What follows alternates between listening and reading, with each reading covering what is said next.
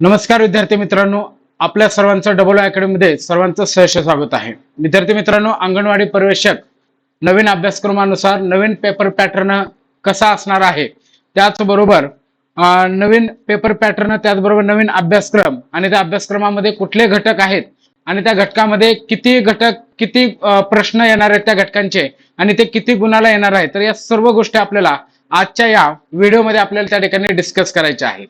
विद्यार्थी मित्रांनो, anganwadi पर्यवेक्षिका paper pattern, ठीक आहे, मी मार्गदर्शक गणेश पवार सर आपलं सर्वांचं पुन्हा एकदा सहर्ष स्वागत करतो. विद्यार्थी मित्रांनो, तुमचा जो काही पेपर असेल तर हा ऑब्जेक्टिव्ह टाइप मध्ये तुमचा असा हा पेपर असणार आहे. ठीक आहे, ऑब्जेक्टिव्ह टाइप मध्ये म्हणजेच काय, तर वरती प्रश्न, ठीक आहे, वरती प्रश्न आणि खाली खाली 4 पर्याय तुम्हाला त्या ठिकाणी असणार आहेत. किती पर्याय?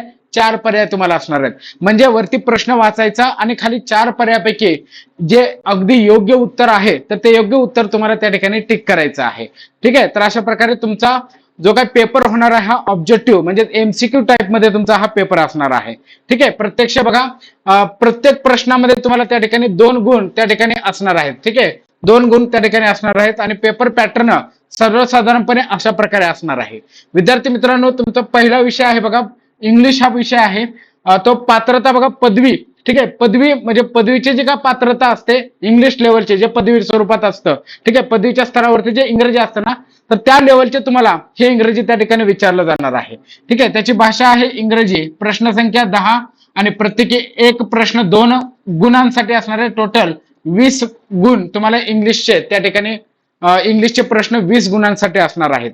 त्याच्यानंतर मराठी हा विषय आहे. पात्रता बघा, पदवी स्तरावरचं, पदवी स्तराच्या लेवलचं असणार आहे. भाषा असेल मराठीमध्येच हे प्रश्न असतील. प्रश्न संख्या 10 असतील आणि एकूण गुण तुम्हाला मिळतील बघा, एक प्रश्न 2 मार्काला.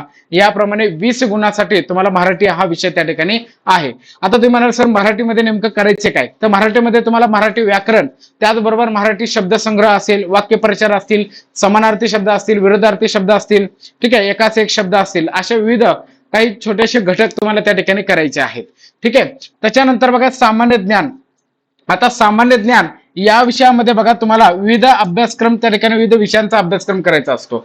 जसं की बघा जीएस म्हणजे सामान्य ज्ञान, याच्यामध्ये तुम्हाला अर्थशास्त्र असेल, ठीक आहे, अर्थशास्त्र असेल, भूगोल असेल, इतिहास असेल, राज्य घटना असेल, पंचायत राज असेल, ठीक आहे, असे विविध घटक तुम्हाला या ठिकाणी करायचे आहेत. त्यानंतर बघा विज्ञान असेल, ठीक आहे, तर हे सामान्य ज्ञानचे याचा बेस स्तर बघा पदवी स्तर असणार आहे आणि प्रश्न हे मराठी भाषेमध्ये त्या ठिकाणी असणार आहेत.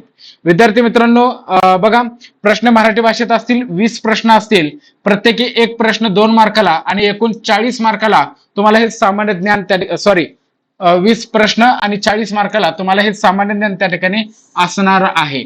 त्याच्यानंतर बघा एकात्मिक बाल विकास सेवा योजना आणि कायदे म्हणजेच ICDS, ठीक आहे, आणि त्याचे कायदे, तर त्याचा स्तर बघा पदवी लेवलचा आहे.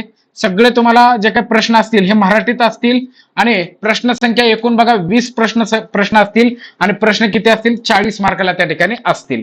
ठीक आहे, तर बघा ICDSच्या सर्व योजना तुम्हाला 40 मार्काला असतील, 20 प्रश्न त्या ठिकाणी येतील.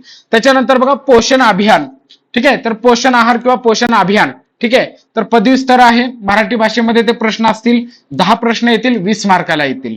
ठीक आहे, त्याच्यानंतर अंकगणित, गणित बुद्धिमत्ता, ठीक आहे, तर हे मॅथ किंवा रिझनिंग, तर हे पदवी लेवलचं असेल. मराठीत ते प्रश्न असतील, 10 प्रश्न येतील आणि तुम्हाला ते 20 मार्काला असतील.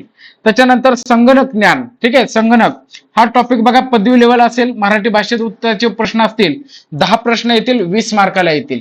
अशा प्रकारे विद्यार्थी मित्रांनो, प्रश्न संख्या तुमचे 100 असतील आणि त्याला एकूण मिळणारे गुण हे किती असतील, 200. म्हणजे तुमची 200 गुणांची त्या ठिकाणी वस्तुनिष्ठ ही परीक्षा त्या ठिकाणी होणार आहे. विद्यार्थी मित्रांनो, बघा वेळ जर आपल्याला इथं बघितलं तर दिव्यांग, बघा साधारणतः 1.5 तास तुम्हाला वेळ भेटेल आणि जे दिव्यांग व्यक्ती आहेत तर अशा व्यक्तींना अर्धा तास त्या ठिकाणी एक्स्ट्राचा भेटणार आहे आणि त्यांचा वेळ आहे 2 तास. ठीक आहे, वस्तुनिष्ठ आणि बहुपर्यायी अशा प्रकारे तुमचा हा अंगणवाडी सुपरवायझरचा पेपर पॅटर्न आहे. ठीक आहे, अशा प्रकारे विद्यार्थी मित्रांनो आपण या विषयांचं थोडंसं डिवायडेशन करा. कुठल्या विषयाला किती जास्तीत जास्त मार्क्स आहेत त्याप्रमाणे अभ्यासाचं नियोजन करा आणि मस्तपैकी त्या ठिकाणी अभ्यास करा. सध्या बघा आपल्या अकॅडमीची अंगणवाडी सेविकेच्या बाबतीत 1 इयरची व्हॅलिडिटी असणारी बॅच आपण त्या ठिकाणी सुरू केलेली आहे आणि ही बॅच फक्त तुम्हाला 999 रुपयामध्ये त्या ठिकाणी मिळणार आहे. विद्यार्थी मित्रांनो, प्ले स्टोअरला जायचे, डबल अकॅडमीचा आपला ऍप डाउनलोड करा. त्याच्यामध्ये अंगणवाडी सुपरवायझरची बॅच तुम्हाला त्या ठिकाणी पाहायला मिळणार आहे. ठीक आहे. त्याच्यानंतर बघा, तुम्हाला काही शंका कुशंका असेल तर 801045 7760 या नंबरशी तुम्ही त्या ठिकाणी संपर्क साधू शकता. ठीक आहे. तर अशा प्रकारे विद्यार्थी मित्रांनो, आज आपण या ठिकाणी थांबूयात.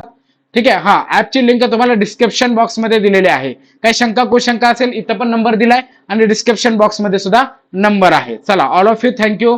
सर्वांना बेस्ट ऑफ लक परीक्षेसाठी.